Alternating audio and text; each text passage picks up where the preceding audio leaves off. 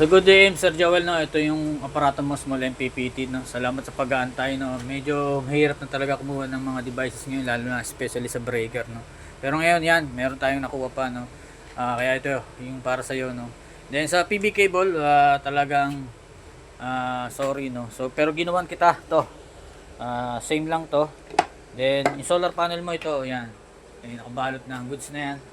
Then pwede naman tayo mag-chat or video call sa mga concern. Then yung battery mo, no. Ito yung battery mo, binalot ko na rin, no. Ganito yung itsura niyan, yan. Then ito yung ganito magiging itsura, laki. Yan. 100H 12 volts, no, sir. So pero nakabalot na nga yan dahil nauna itong battery at saka solar panel. So itong aparato mo, small MPPT, so 1000 watts charge yung mismong inverter mo. Then 500 watts yung continuous, okay?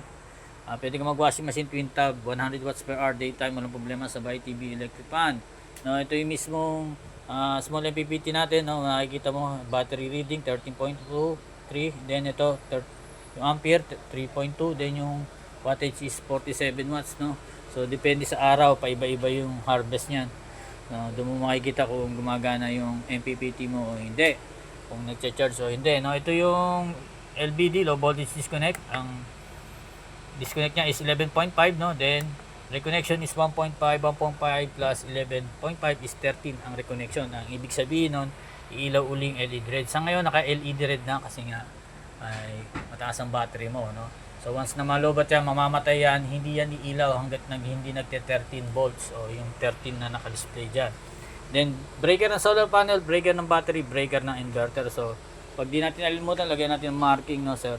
So salamat ulit sa pagtitiwala. So pagpapatayin mo, so kagaya sa bahay natin, no, tanggalin mo yung load. Yan, nakita mo, tumataas yung voltage dahil nagre-react nga yung battery doon sa load natin. Then patayin mo itong solar panel, then magsi-0-0 na yung mga harvest niya, makikita mo.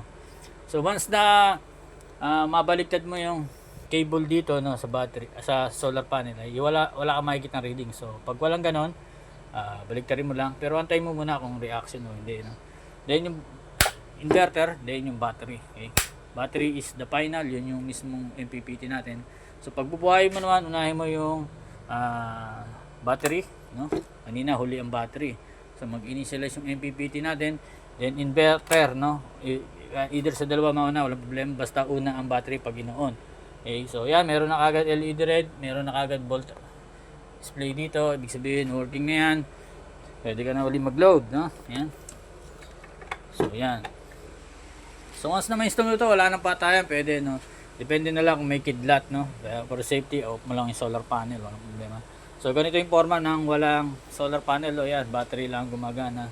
Then power mo ngayon yung solar panel. So para magkaroon ng harvest, no. Yan. Kung tama yung wire na lagay mo diyan, so magkakaroon ng reading yan. Unti-unti, yan, 63 watts, no. Battery 13.4, then 5.2 ang ampere. So salamat ulit sa pagtitiwala, Sir Joel, no. So balutin ko na to and ship natin today. Thank you, God bless.